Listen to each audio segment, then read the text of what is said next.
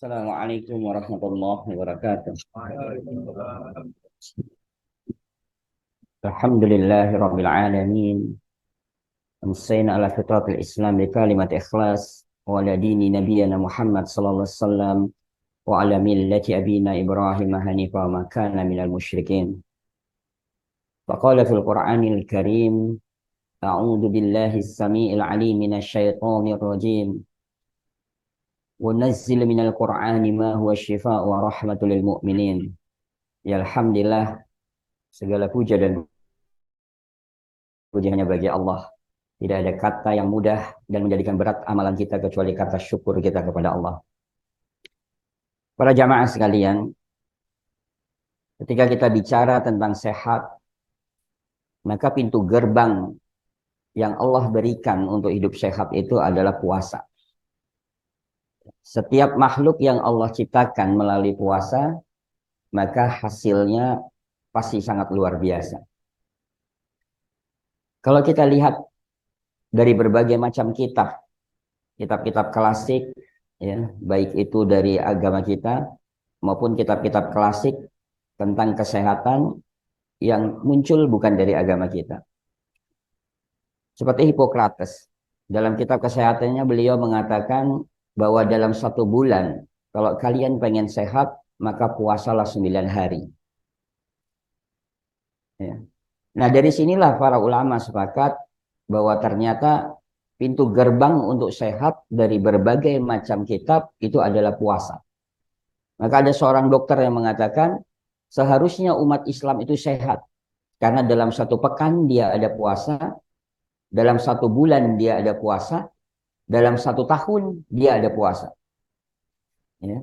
Jadi karena dalam 1 pekan dia ada puasa, 1 bulan ada puasa, 1 tahun dia puasa, ada puasa, maka seharusnya umat Islam itu sehat.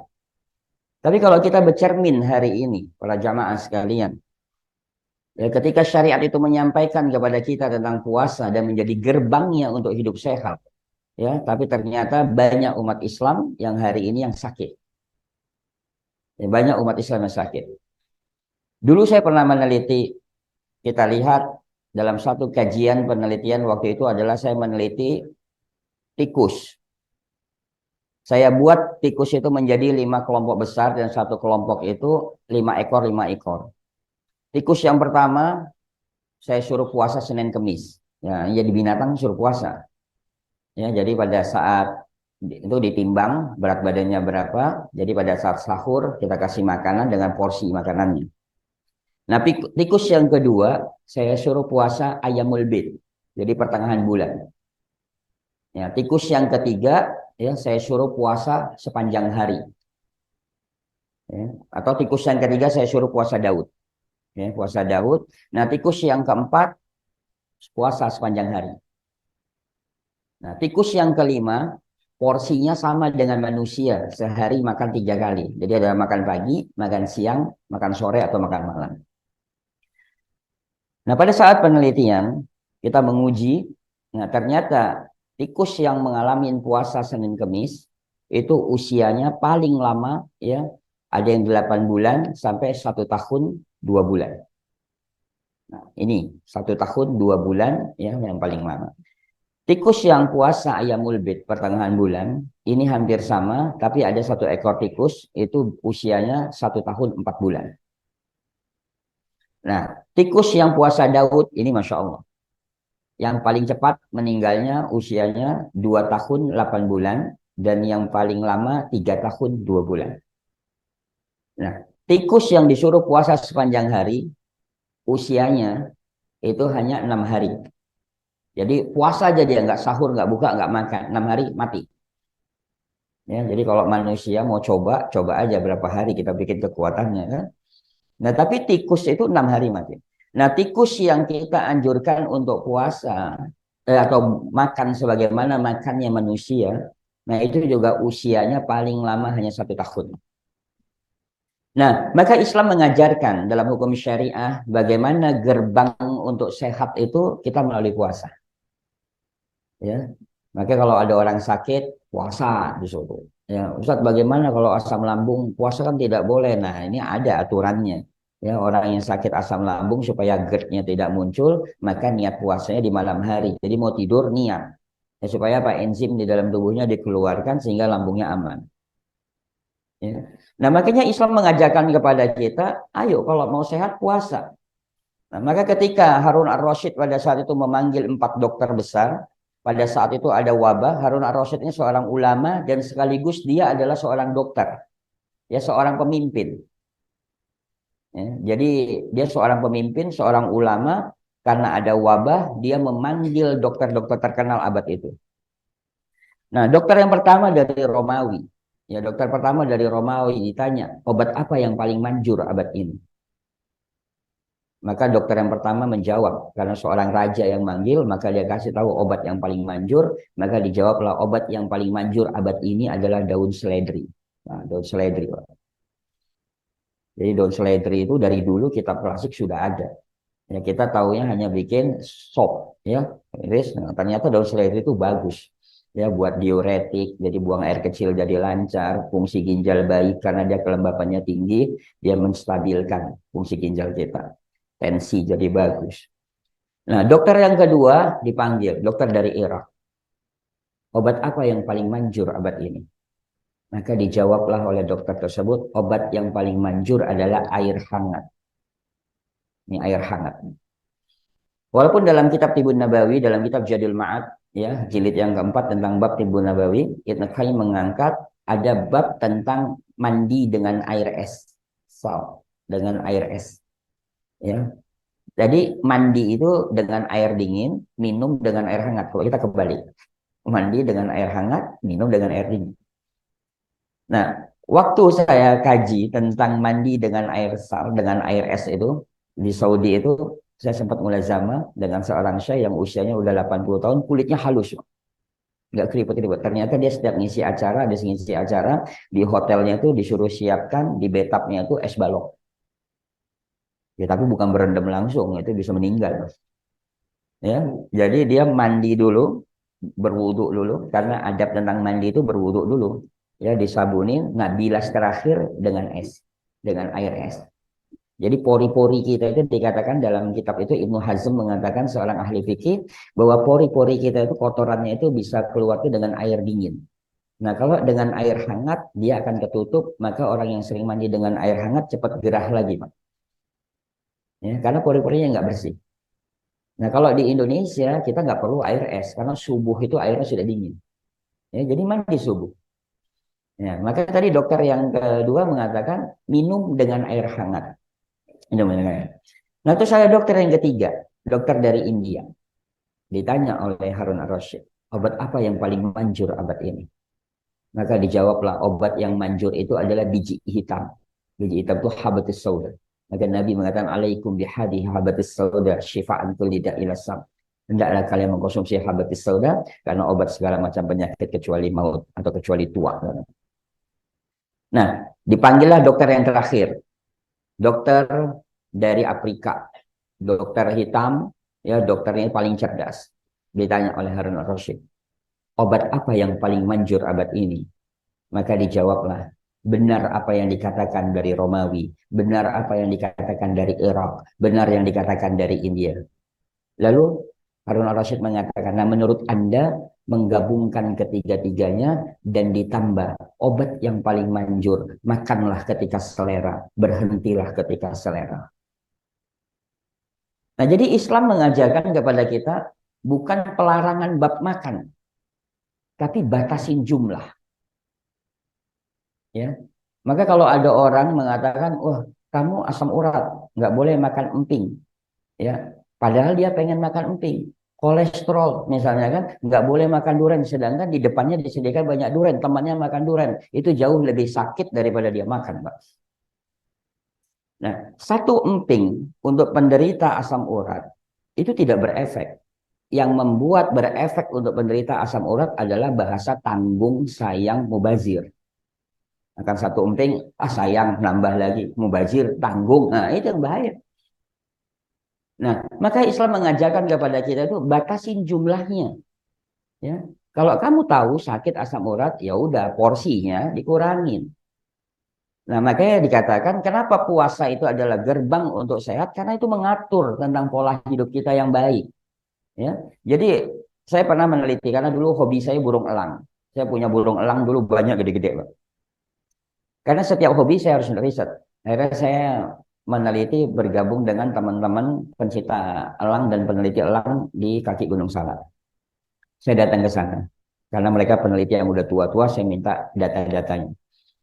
Saya bilang dalam satu jurnal saya pernah baca burung elang itu usia 40 tahun dia lari ke gunung, ya, melepaskan paruhnya, kuku-kukunya dilepaskan, bulunya sebagian dirontokkan. Nah, itu kenapa?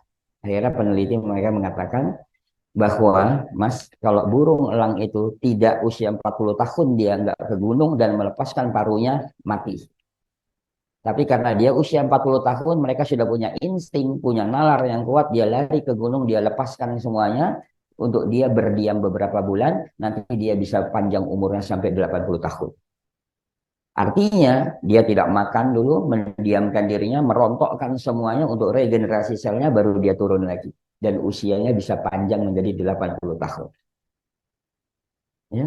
Jadi semua makhluk yang Allah ciptakan melalui puasa, hasilnya baik. Ya. Adanya kupu-kupu setelah ulat itu melalui puasa panjang. Dan termasuk kita juga. Pada saat proses, jadilah zigot. Dalam dunia kesehatan sampai hari ini ada fase kegelapan. Setelah zigot itu siapa yang ngasih makan? Itu adalah fase kegelapan. Itu puasa panjang, tapi kenapa bisa hidup? Ya? Nah, maka disinilah para jamaah sekalian. Bahwa puasa ini adalah sebagai pintu gerbangnya kita untuk sehat. Maka kalau kita mau lihat bagaimana sosok seorang nabi kita itu sakitnya seumur hidupnya itu hanya 2 kali. Ya, nabi kita itu sakitnya seumur hidupnya hanya 2 kali dan penyakitnya bukan dari dalam tubuh nabi. Penyakitnya itu dari luar. Ya, yang pertama nabi disihir. Selama 4 hari nabi disihir. Itu orang Yahudi berusaha terus menyihir nabi nggak dapat, tapi gara-gara satu helai rambut nabi dan patahan sisir nabi, maka disitulah orang Yahudi itu bisa menyihir nabi. Nah yang kedua, nabi sakit diracun. Ya, orang Yahudi juga. Ya, pada saat perang Khaybar, Yahudi itu bertanya kepada sahabat, makanan apa yang paling disukai oleh Nabi? Jawablah domba. Bagian mana? Pinggang, ya, atau paha bagian atas. Nah maka disitulah dibubuhi racun. Nah sahabat itu mencium, meninggal. Terjadi pendarahan hebat. Nah Nabi sempat menggigit daging tersebut, lalu daging itu mengatakan, ya Muhammad, di dalam tubuh ini ada racun. Akhirnya racun itu sudah masuk ke dalam tubuh Nabi. Ya. Nah, masuk ke dalam tubuh Nabi, Nabi mengalami sakit panjang dan sahabat mencari Yahudi tersebut, lalu Yahudi tersebut ditangkap dan ditanya, kenapa engkau meracuni Rasulullah? Maka jawabannya hanya satu, saya pengen membuktikan kalau benar dia adalah seorang Rasul, maka dia akan kuat terkena racun itu. Nah, jenis racunnya labiti. Labiti itu adalah racun yang maha dahsyat. Jadi gitu mencium, langsung pecah pendarahannya, pembuluh darahnya, meninggal seketika. Nah, Rasulullah bertahan. Rasulullah bertahan kurang lebih sampai 4 tahun dan Rasulullah masih memimpin 4 peperangan besar. Nah ini menandakan sosok Nabi kita itu kuat. Ya, sosok Nabi kita itu kuat. Nah maka apa sih yang menyebabkan Nabi kita itu sehat dan kuat? Ya maka salah satunya ya Nabi mengatur kita dalam pola istirahat. Nah, pola istirahat. Kira-kira Nabi kita tidurnya sehari berapa kali, Pak? Nabi kita itu tidur dalam sehari itu 3 kali. Apa kata Nabi? Aku tidak pernah melek setelah Isya. Aku tidak pernah tidur sebelum Isya. Aku bangun sepertiga malam. Nah, jadi Nabi itu tidur setelah Isya. Walaupun beberapa riwayat Nabi pernah tidur malam. Ya, itu dikondisikan. Nah, kita juga kalau lagi sibuk boleh tidur malam, silakan. Karena Nabi juga pernah mencontohkan. Nah, lalu aku tidur lagi, kata Nabi. Antara azan subuh dan iqamah. Makanya sunnah antara azan subuh diperpanjang. Nah, apa kata Nabi? Sampai lurusnya tulang-tulang kalian. Jadi terapi tulang itu di 2 bab. Yang pertama waktu sholat malam, karena Nabi menganjurkan tentang sholat malam, memperpanjang bacaan. Jadi rukuknya juga pasti lama, berdirinya lama, itu untuk terapi tulang. Nah, yang setelah itu adalah antara azan subuh dan iqamat waktu tidur. Jadi tidurnya tapi di masjid, Pak, jangan di rumah, nanti bangunnya duha. Ya, karena Imam Hasan Basri mengatakan tidak afdolnya seseorang yang habis melakukan sholat malam dia tidak mengistirahatkan tubuhnya untuk datang sholat subuh. Ya, jadi di situ diatur, makanya waktu antara azan subuh dan iqamat diperpanjang, ya 10 sampai 15 menit kita mengistirahatkan. Nah, tidurnya Nabi kapan lagi? Ya, tidurnya Nabi siang hari. Nah, terjadi perbedaan pendapat di antara para ulama. Ada yang mengatakan sebelum zuhur, ada yang mengatakan setelah zuhur. Sahih, dua-dua tidak ada masalah. Dan ini saya dapat jawabannya ini malah di kuil. Ya, waktu saya belajar tentang Thai di salah satu kuil di Thailand, ternyata para biksu itu meditasi sebelum matahari pas di atas kepala. Dia meditasi. Nah, beliau meditasi dan kita semuanya suruh meditasi. Saya tanya pada saat itu, kenapa? Apa alasannya kita meditasi pas matahari sebelum di atas kepala? Jadi kalau kita sebelum zuhur lah bahasanya ya. Jawaban dia ini luar biasa dan menguatkan rahasia di balik istirahatnya Nabi di waktu siang. Ya ternyata orang yang mengistirahatkan tubuhnya sejenak, jadi tidak panjang ya, sejenak sebelum matahari pas di atas kepalanya, maka orang tersebut sama dengan menginvestasikan jantungnya sampai usia 60 tahun. Kenapa? Disitulah dibedah dalam teori kesehatan Chinese medicine ya bahwa jam 11 sampai jam 1 ginjal lagi kuat, jantung lagi kuat, maka mengistirahatkan sejenak fungsi jantung kita supaya apa? Untuk dia bekerja lebih maksimal nanti. Nah, maka dari situlah teori itu diambil ya bahwa ternyata Nabi itu ya sepakat besar para ulama tidurnya itu adalah sebelum zuhur. Dan Nabi tidak tidur setelah asar. Ya walaupun ada beberapa riwayat ya mengatakan Nabi tidur setelah asar tapi hampir jarang sekali. Pernah Nabi tidur setelah asar tapi jarang sekali. Nah, ini juga dikupas dalam teori tentang kesehatan Chinese medicine tadi ya bahwa orang yang tidur menjelang matahari terbenam maka orang tersebut seperti orang gila, linglung karena oksigen ke otaknya kurang karena fungsi ginjalnya terganggu. Maka disitulah waktu asar atau ba'da asar kita dianjurkan untuk zikir pagi dan petang. Ya, jadi untuk sehat yang pertama pola tidur. Nah, yang kedua yang diatur adalah pola makan. Pola makan. Maka bab tentang Al-Quran itu banyak mengatur tentang pola makan kita untuk hidup sehat. Makanya Ramadan ini sudah mengatur baik. Nah, kita makan di waktu sahur, nanti buka ya di waktu maghrib. Makanya sahurnya juga waktu sahur yang paling bagus itulah diakhirkan. Jam berapa waktu yang diakhirkan? Maka para ulama mengatakan ibarat kalian membaca Al-Quran 50 ayat. Nah, 50 ayat kurang lebih 20 menit sebelum waktu imsak. Nah, waktu imsak yang benar, ya waktu imsak yang benar itu adalah azan subuh. Jadi kalau waktu imsak yang dibuat oleh para ulama kita, sebenarnya itu adalah untuk menjaga-jaga kita, takut kesiangan masih ada waktu 10 menit lagi. Ya, tapi waktu imsak yang benar-benar untuk berhenti, ya itu adalah azan subuh. Ya, jadi kita baru betul-betul stop setelah azan subuh. Nah, jadi 50 ayat, maka 20 menit sebelum azan subuh itu adalah waktu sahur yang paling bagus. Nah, kalau sahur kita jam 3, maka siap-siap nanti jam 7, jam 9 kita lapar. Nah, tapi kalau sahurnya diakhirkan, maka muncul rasa laparnya itu nanti biasa jam 12, jam 1. Karena makanan kita biasa diproses 6 sampai 8 jam. Nah, itu biasa cenderung lebih aman, nah maka kesehatan kita akan baik. Nah, terus yang merusak tubuh kita itu adalah waktu buka. Nah, waktu buka itu semuanya dimakan.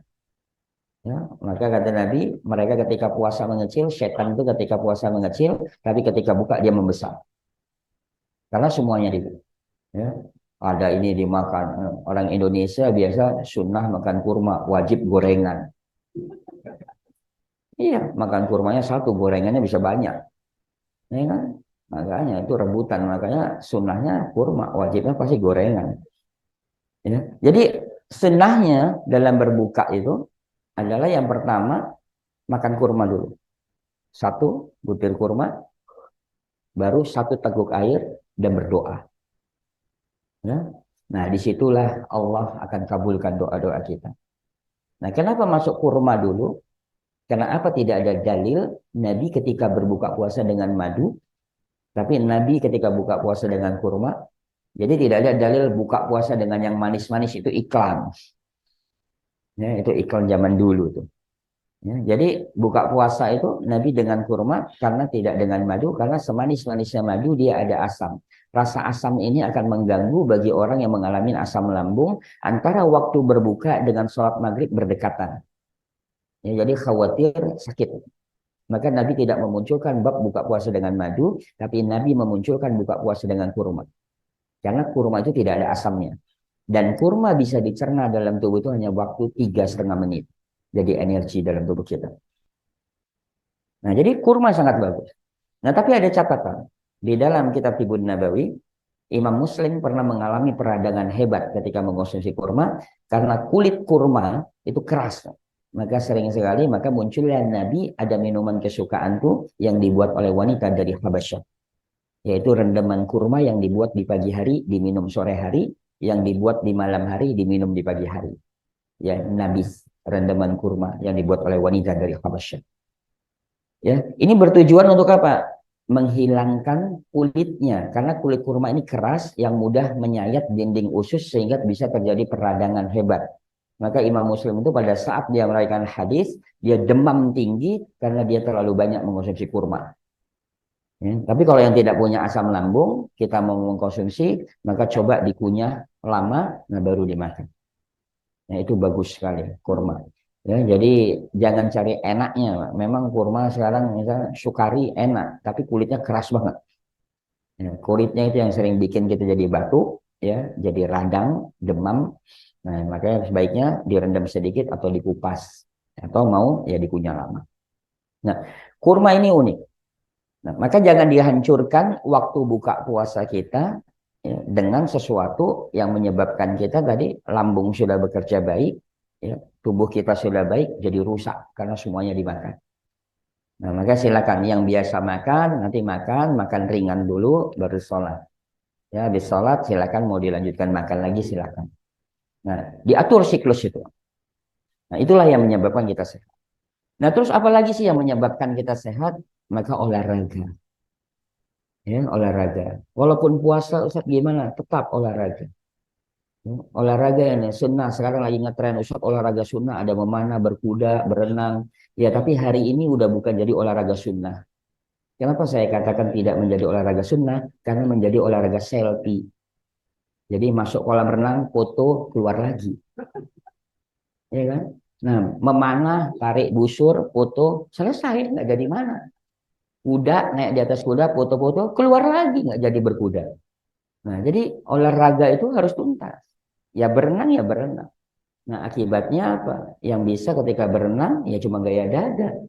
Ya, gitu selesai dada, tenggelam semuanya.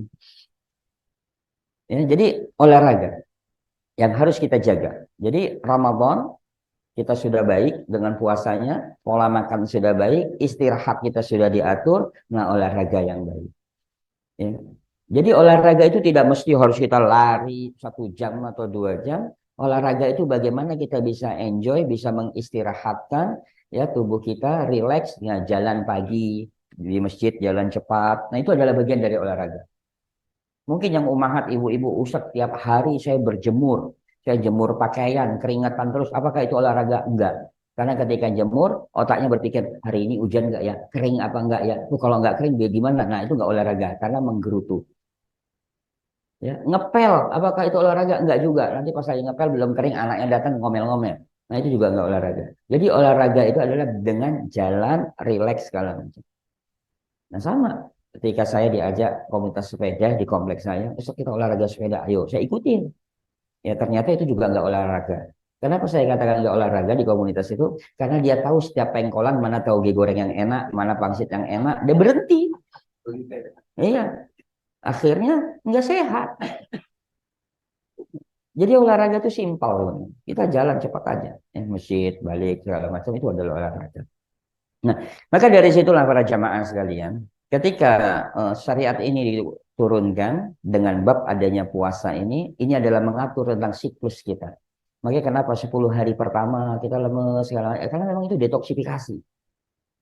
Ya, orang yang tidak pernah puasa, mulai puasa itu drop banget. Maka kenapa di bulan Sya'ban Nabi sering banyak puasa? Karena itu adalah persiapan. Ya, persiapan untuk menghadapi Ramadan sehingga kita bisa baik. Nah, di situ juga diturunkannya Al-Quran. Nah, diturunkan Al-Quran karena dari Al-Quran itu menyehatkan. Ya, para jamaah sekalian, coba ada nggak di antara kita, atau kita cari jurnal manapun, ada nggak orang yang paling cerdas di dunia ini yang bisa menghafal ya 2 halaman buku yang dibaca dari kiri ke kanan lengkap dengan titik komanya? Nggak ada yang bisa. 2 halaman saja atau 1 halaman. Ya. Yang paling cerdas kita cari suruh membaca, menghafal 1 halaman dan dia bisa menceritakan titiknya di mana, komanya di mana. Tapi Al-Quran ya dibaca dari kanan ke kiri. Sekian banyak orang yang bisa menghafal dan dia bisa tahu berhentinya di mana, sifat hurufnya apa, bisa merubah semuanya. Nah, itu dahsyat. Ya. Maka pernah kemarin saya ngisi sehat dengan huruf Al-Quran. Jadi Al-Quran itu memang dahsyat. Kalau dulu ada orang soleh yang bisa memindahkan istana Ratu Balkis itu dengan hanya kedipan mata, ya jadi bukan jin ifrit yang memindahkan, tapi orang yang soleh yang menguasai satu kitab suci. Nah, kalau sekarang Al-Quran menyempurnakan seluruh kitab suci, seharusnya kita bisa lebih dahsyat daripada itu. Nah, maka bahasa wa nazzil minal Quran, kata syifa dalam Al-Quran itu ada 4, 3 wujudnya adalah Al-Quran, 1 wujudnya itu baru madu. Karena apa? Hurufnya aja menyehatkan, Pak. Coba orang yang sakit asam lambung, latihan huruf Al-Quran yang mengandung sifat qalqalah. Jadi mantul, misalnya a, b, i, b, a, q, i, q. Nah, itu pasti mual. Bukan jinnya keluar, karena asam lambungnya keluar. Ya, sifat yang memantul itu mendorong ya untuk kerja lambung lebih maksimal, maka dia akan mengusir benda-benda asing yang ada di lambung kita. Ya. Sifat hamas yang desis, maka munculnya. Coba sekarang saya tanya, ada nggak orang yang mengucapkan salam bisa cemberut? Nggak ada, karena sifat hurufnya yang mendesain mulut kita, yang mendesain wajah kita tetap senyum. Itulah Al-Quran. Huruf-hurufnya saja manfaatnya luar biasa. Nah, sifat hamas, maka muncullah doa-doa kesembuhan itu sifat hamas, desis, yang berdesis. Ya, maka bismillahirrahmanirrahim. Nah, itu desis. Nah, itu untuk apa? Membuka oksigen kita ke otak kita. Yang sulit otak itu memasukkan oksigen. Nah, maka dengan sifat huruf Al-Quran yang mengandung desis tadi, hamas tadi, ya, maka itu bisa mengantarkan oksigen balik. Bayangkan, itu baru sifat hurufnya.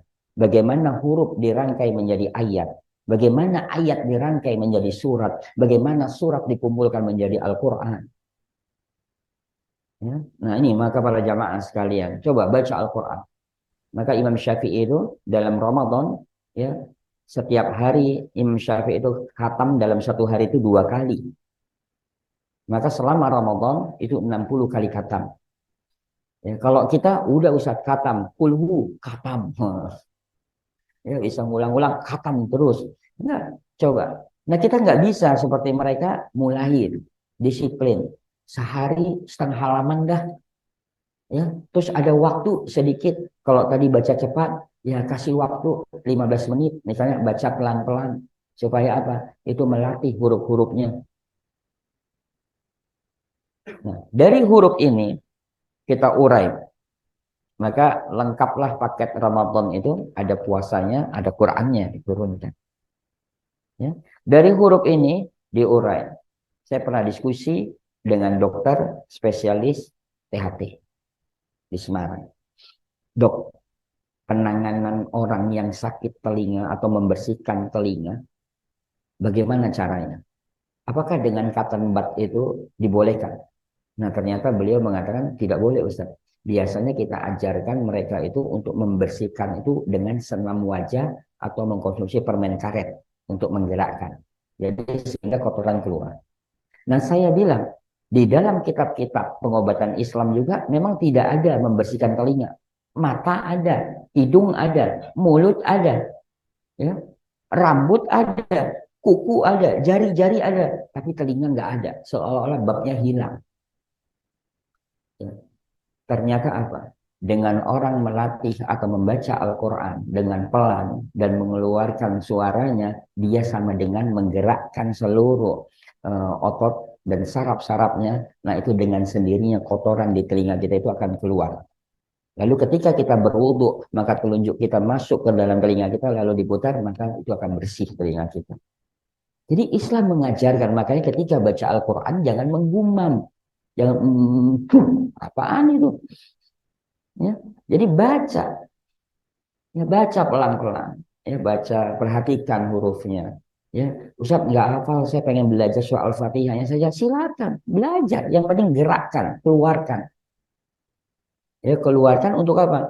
Nanti nggak perlu lagi nanti ya. Muslimah yang akhwat ya, oh nggak usah lagi pakai krem ini segala macam supaya kencang, supaya glowing. Udah latihan huruf Al-Quran, jaga wudhunya, itu adalah terapi yang paling baik. Dia terlalu nanti pakai ini supaya glowing Ustaz, supaya kencang. Terlalu kencang juga nggak bisa ngomong. Ya, pakai krim macam-macam. Nah, akhirnya saya banyak nangani kasus kanker kulit itu karena tadi aneka ragam. Ya, ada merkuri, ada hidrokinon segala macam di kulitnya nempel. Akhirnya apa? Semakin tipis kulitnya, maka terkena matahari, maka muncullah kanker kulit atau plek hitam pada kulitnya, sedangkan usianya masih muda. Nah, maka Islam mengajarkan kepada kita. Ya, mengajarkan dengan cara yang baik, latihan huruf Al-Quran. Nah, ketika malam kita mau sholat lagi, panjangkan bacaan. Nggak hafal, pakai Al-Quran. Nggak bisa baca, ulang tuh misalnya ayat-ayat pendek, diulang-ulang aja, nggak apa-apa. Misalnya baca Al-Ikhlas, diulang-ulang saja. Boleh, sahih untuk sholat malam. Ya, untuk apa? Supaya berdirinya kita bisa lama. Ketika rukuknya bisa lama. Ketika iktidalnya bisa lama. Ketika sujudnya bisa lama. Karena itu adalah paket dari kesehatan. Ya, paket dari kesehatan, di tulang-tulang kita bisa kembali. Nah, itu para jamaah sekalian. Ya, jadi jangan lupa masih ada waktu ya, untuk kita memperbaiki bacaan Quran kita, mulai mencintai Al-Quran, ya, mulai kita juga suka puasa dan mencintai salat malam. Ya, karena ini adalah satu paket lengkap. Nah, Islam memberikan arahan kepada kita itu dengan sesuatu yang sangat luar biasa. Saya pernah diskusi kenapa wanita dianjurkan untuk memakai jilbab. Ya. Dan ternyata di dalam kitab-kitab klasik itu orang dulu, baik itu para non-muslim, tokoh-tokoh agamanya, itu pakaiannya longgar-longgar. Nah, disitulah akhirnya diteliti dan saya melihat penelitian yang sangat luar biasa, itu tikus juga, dan ini di Eropa. Tikus itu dipakein pakaian, ada tikus yang nggak dipakein pakaian, dijemur. Nah, tapi penelitian ini tidak dikembangkan, karena kalau pakai penelitian ini dikembangkan, maka nanti akhirnya wanita-wanita itu udah nggak akan ada yang pernah mau pakai pakaian pendek.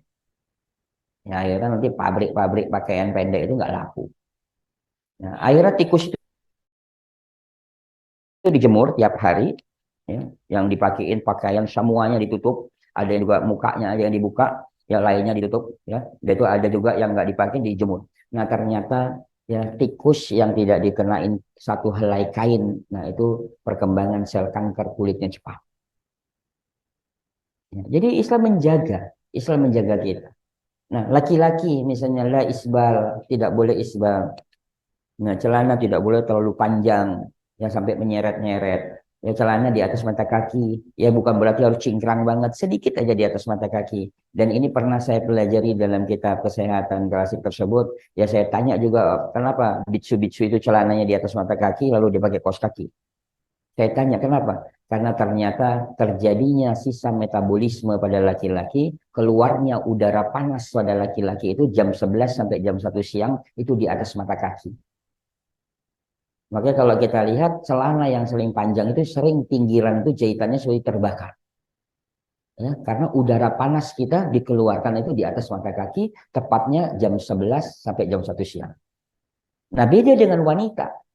Kalau laki-laki sifatnya panas, maka energi panasnya dikeluarkan, sisa metabolisme di atas mata kaki. Nah, wanita sifatnya dingin, maka dia harus ditutup rapat. Nah, makanya madrasah Ramadan ini lengkap. Yang tadinya tidak pernah ke masjid, jadi ke masjid. Ya, wanita mungkin yang tidak pernah pakai mukena atau pakai ini, akhirnya pakai. Nah, ini madrasah. paket lengkap yang disampaikan dalam hukum syariah ini semua orang rata. Nah, maka ketika kita bicara Ramadan, ini adalah kompetisi dan tidak hanya kita, tapi semua umat berlomba-lomba untuk itu. Nah, maka saya berharap ya Ramadan ini adalah Ramadan yang terbaik bagi kita. Nah, sehingga kita bisa menapakin nanti bulan-bulan yang lain selain Ramadan ya ada didikan-didikan Ramadan. Tapi mungkin ini sebagai pengantar bahan diskusi kita, saya biasa ada sharing untuk tanya jawab, silakan tentang penyakit yang bisa saya jawab. Kalau tidak ada ya nanti kita akan sharing-sharing. Assalamualaikum. Assalamualaikum warahmatullahi wabarakatuh. Ada tanya jawab?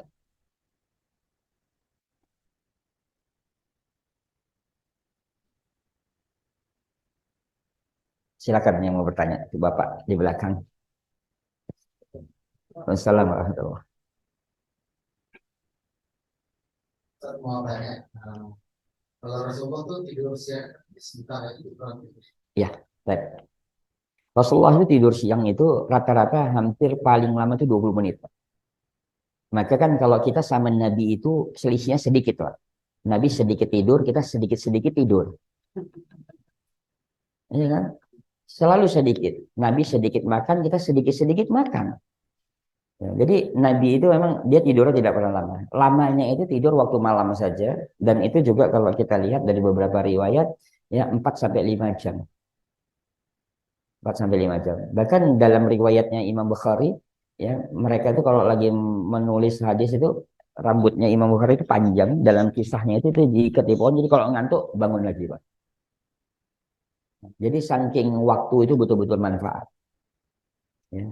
Makanya sebenarnya makna istirahat itu kan tidak mesti harus kita berbaring panjang. Kita bisa nyenyak sebentar, nah itu nilai yang luar biasa sebenarnya.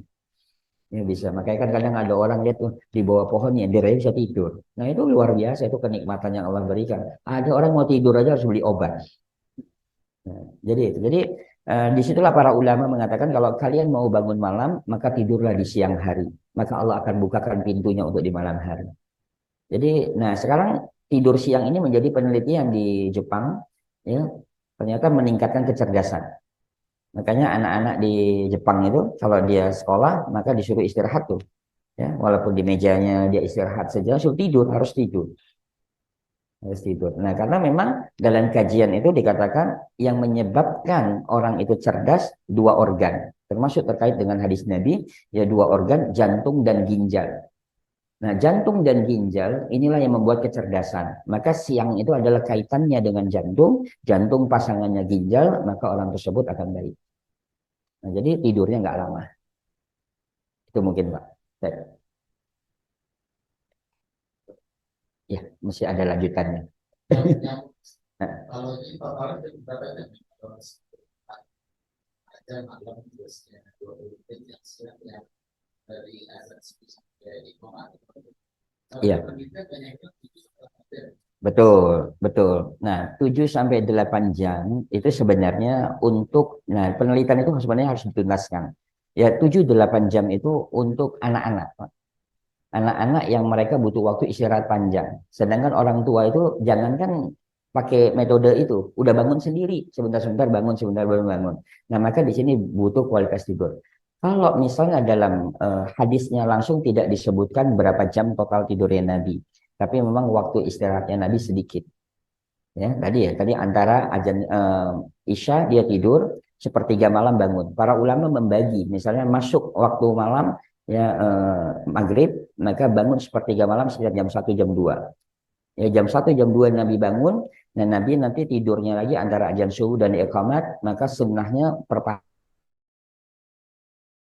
antara azan subuh dan iqamat, anggaplah tidurnya 10 sampai 15 menit. Ya, 10 sampai 15 menit. Nah, setelah itu siang hari juga tidurnya juga nggak terlalu lama. Ya, anggaplah tadi 15 menit sampai 20 menit. Jadi sebenarnya tidurnya tidak terlalu lama, tapi kualitas tidurnya. Mungkin itu, Pak. Baik, silakan.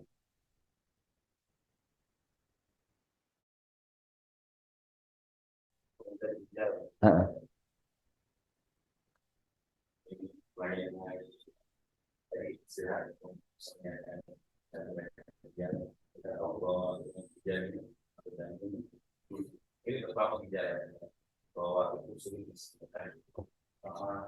ada orang yang sudah mengalami sejarah atau mungkin yang tinggi apa itu dengan model sinergi itu tidak ada koalisi atau mungkin ada semacam apa ya, konsumsi dari benda yang Ya, baik.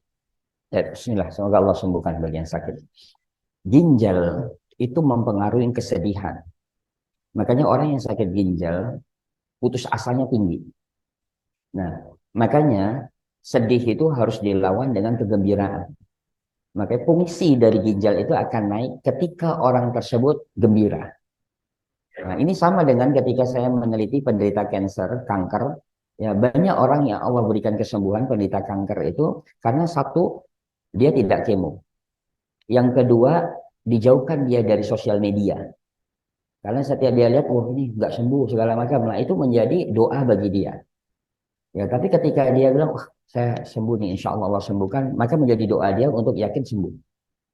Nah, sama ketika pandemi dulu. Pandemi yang saya sampaikan dengan tim dokter dan tim DKM itu dua. Yang pertama, saya bilang, hilangkan suara serini ambulan. Karena itu membuat imun kita turun karena ketakutan.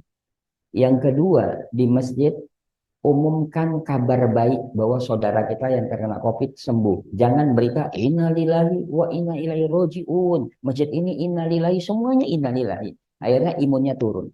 Nah, begitu juga penderita ginjal. Penderita ginjal, dia akan bisa berkembang. Saya ada pasien sakit ginjal, itu fungsi ginjalnya tinggal 5%. Nah, karena apa? Dia pekerja keras, dia bekerja di perpajakan, ya, stres terus. Nah, saya hanya bilang, udah sekarang coba dirubah, Pak. Yang tadinya dia walaupun sering ketemu di masjid, nggak pernah senyum, karena memang pusing aja orang. Nah, pas sakit itu saya bilang, udah, lupakan obat-obatan dulu. Nah, sekarang coba belajar bisa jadi orang ceria. Karena bahasa Al-Quran tentang mukhlisin, orang-orang yang mukhlisin tidak akan diganggu oleh setan. Setan ini bukan makhluk. Setan ini bukan makhluk, oh ini jin aja. Bukan. Setan ini dalam bahasa Al-Quran itu ada dua, dari golongan jin dan manusia. Setan dari bahasa Arab syaitana, sesuatu yang menyimpang. Jadi jin sifatnya, sifat buruknya itu setan. Manusia sifat buruknya itu setan. Jadi setan itu sifat. Nah, maka dikatakan orang-orang yang mukhlisin tidak akan diganggu oleh setan. Maka orang yang ikhlas, orang yang legowo itu panjang umur, sehat. Nah, makanya coba tuh orang kejawen itu, Pak. Nggak pusing-pusing, usianya panjang-panjang. Ya, nggak pusing. Nah, makanya coba penderita ginjal yang pertama bangun dirinya untuk ceria. Ya, untuk ceria. Nah, yang kedua, ya, zikir. Karena ginjal kuat di waktu jam 5 sore sampai jam 7. Karena dia mempengaruhi kesedihan, nah di situ harus dilawan. Nah, zikir pagi dan petangnya. Ya, dia tenang, zikir untuk membentuk imun. Imun kita itu terbentuk di waktu pagi dan di waktu sore. Nah, makanya kalau anak-anak tidur, dibangunin bingung. Ini pagi apa siang, sore apa malam. Kalau sore kan. Nah, terus herbalnya, ginjal mempengaruhi karakter dominan asam. Maka carilah herbal yang sifatnya dominan basah. Nah, salah satunya herbal kearifan lokal itu adalah PCO, Virgin Coconut Oil. Nah, Virgin Coconut Oil ini bisa membantu untuk fungsi ginjal akan baik. Ya, sama bisa dimix kalau ada zaitun untuk apa? Rumus dari zaitun dia memiliki skualen. Rumus dari skualen adalah 2 oksigen aktif. Nah, jadi ketika dia masuk bercampur dengan darah, dia melepaskan oksigen aktif dalam darah, nah sehingga dia bisa ceria. Nah, itu yang harus dilakukan. Nah, sama dibantu misalnya terapi, ya terapi bekam, tapi tidak terlalu sering. Nah, biasanya orang yang sudah cuci darah, apakah bisa sembuh total? Nah, sampai hari ini saya belum pernah menangani penderita cuci darah sembuh total. Karena orang Indonesia biasanya kalau sudah enak nggak pernah berobat. Nanti sakit balik lagi. Ya, tapi dari cuci darah yang seminggu sekali atau seminggu 2 kali bisa geser di sebulan sekali atau ada yang 2 bulan sekali. Jadi itu yang harus kita lakukan. Jadi yang penting adalah membangun kepercayaan diri. Maka Ibnu Qayyim mengatakan 75% kesembuhan itu adalah mindset kita, spiritual kita. Ya, sama dengan kita jalan-jalan, wisata misalnya ke air terjun. Turun dari air terjun, kita udah minum air, mata air katanya kan. Nah, di tengah jalan tiba-tiba ada yang mengumumkan bahwa tadi bukan mata air yang kita minum. Padahal tadinya sehat. Ternyata itu air rembesan selokan dari atas. Itu pasti sebagian batuk-batuk. Ya. Nah, maka disitulah Ibnu Qayyim mengatakan 75% kesembuhan kita itu adalah bagaimana mindset kita, spiritual kita. Ya, kita gembira, kita yakin Allah sembuhkan, ya sembuh. Tapi ketika dia tidak yakin, ya tidak sembuh dan tidak perlu diobati. Karena sel dalam tubuhnya juga tidak akan mau berkembang. Ya, jadi kuncinya adalah merubah kesedihan menjadi kegembiraan. Itu ya, nanti silakan kalau misalnya ada itu kasih data ke kita, nanti silakan, kita ada jadwal di konsul itu Selasa Sabtu dan itu free semuanya. Ya, jadi silakan nanti kita bantu, termasuk nanti terapi mandirinya juga kita ajarkan. Allah misal, semoga Allah sembuhkan insyaallah. Satu lagi Ustaz, Ya, ada pertanyaan. Assalamualaikum Ustaz, mau ya. tanya kalau pada saat puasa disuntik cairan Mm-mm. untuk menurunkan asam lambung, Mm-mm. hukumnya apa itu Ustaz? Terima kasih. Ya, baik. Nih, para ulama sudah sepakat. Sebenarnya saya tidak mau membahas tentang hukum halal dan haram karena bukan bagian saya. Tapi ada cuplikan tentang fatwa-fatwa kontemporer bahwa suntikan itu sebenarnya tidak membatalkan puasa. Itu kata kuncinya. Nah, tapi kalau bisa ya berlahan, jangan ketergantungan dengan suntikan. Asam lambung itu bisa diobati. Yang pertama, merubah pola makan. Coba sekarang kalau misalnya orang yang darah dari Jawa Baratan, ya setiap sebelum makan, kalau di rumah ada pohon cincau, makan cincau. Ya karena terjadinya asam lambung itu karena pola makan kita yang buruk. Mau tidur mesti makan, sisa metabolisme kita meninggalkan sampah dan menimbulkan gas hebat. Yang seharusnya setiap dinding usus Allah sudah berikan pahlawan hebat yang namanya lactobacillus. Tapi lakto itu mati karena keasaman tinggi. Ya, maka kita harus memunculkan prebiotiknya untuk menghidupkan lakto yang tersisa. Nah, maka salah satu prebiotik itu adalah madu. Maka sunnahnya bangun dari tidur mengkonsumsi madu. Ya, sebagai enzimnya dan sebagai makanan dari lactobacillus. Nah, yang kedua yang mengandung untuk prebiotik adalah cincau. Nah, cincau yang hijau, Pak. Tapi jangan pakai es sama santan. Ya, jadi cincau ini kalau bisa pakai gula aren atau madu, silakan jangan pakai es sama santan. Nah, cincau itu satu mengandung zat hijau daunnya lebih baik daripada produk-produk yang dijual yang mahal-mahal itu. Itu saya uji di Balitro, Balai Tanaman Obat dan Aromaterapi, ya. Jadi dibandingkan dengan yang namanya klorofil A, B, C, D segala macam itu mahal. Nah, cincau kita itu lebih tinggi, Pak. Ya, cincau. Silakan mau yang berbatang kayu, yang daunnya gede atau daunnya kecil, yang penting cincau hijau. Ya. Nah, daya peristaltik lambung itu dibuat menjadi lembut sehingga karatan-karatan pada usus itu bisa dikeluarkan. Nah, kalau karat-karat usus itu dikeluarkan, maka sisa makanan ini bersih, maka gas itu akan hilang, GERD itu akan hilang. Jadi makanya coba rubah pola makan, setiap sebelum makan makan cincau aja dah, yang murah meriah. Ya, makanya saya di Bogor bikin majelis namanya majelis cincau. Jadi setiap mau ngaji makan cincau dulu. Itu ada 300 ibu-ibu yang tadinya keluhan sakit semuanya. Sakit kepala, pundak, persendian. Nah, setelah dia sering makan cincau, ya 2 minggu kita evaluasi, alhamdulillah Allah sembuhkan. Karena memang jalur dari lambung ini banyak sekali. Dia menguasai kepala. Migrain, vertigo itu ini lambung. Ya persendian itu lambung. Sesak nafasnya itu lambung. Jadi sesak nafas bukan berarti dia jantung atau paru-parunya. Itu biasa adalah serangan gas udah menyerang ke dadanya. Ya, jadi makanya cincau. Nah, terus apa lagi nih? Ya, karena regenerasi sel lambung itu 7 hari, kita butuh waktu 14 hari untuk lebih maksimal.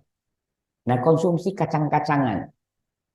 Jadi kalau bisa bikin kecambah kedelai, ya dikukus dimakan. Untuk apa? Nah, kecambah inilah nanti akan membantu detoksifikasi lagi untuk pencernaan. Ya, jadi minum madu, cincau, sama kacang-kacangan. Nah, terus 2 pekan sekali kalau bisa bikin teh tubruk tapi dibasikan. Ya, kalau dulu kan ada oh sakit perut minum teh basi, minum teh basi. Jadi teh tubruk jangan teh celup. Kalau bisa teh hitam dibasikan jadi dibuat di malam hari nanti minum pagi atau siangnya ya. Nah, itu dikonsumsi. Nah, itu mengandung lactobacillus itu lebih besar daripada minuman-minuman probiotik yang ada. Ya, minuman probiotik yang ada itu hanya 5 kali 10 pangkat 3 sampai pangkat 4. Nah, sedangkan teh tubruk yang kita basikan itu 5 kali 10 pangkat 12 sampai pangkat 13. Jadi makanya orang tua dulu diare minum teh basi mampet iya. Pengen awet muda teh basi ya karena lambungnya bersih, pencernaannya baik. Ya, jadi awet muda.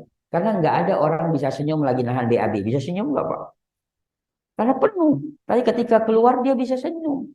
Makanya itu anti aging juga teh basi. Ya, jadi sekarang udah tanya aja, bikin WA grup, udah minum teh basi belum hari ini gitu, biar ceria. Ya, baik mungkin itu Ustaz. Ya, baik kita tutup dengan hamdalah dan doa kifaratul majelis. Alhamdulillah, subhanakallahumma bihamdika, la ilaha illa anta astaghfiruka wa atubu ilaik. Assalamualaikum warahmatullahi wabarakatuh.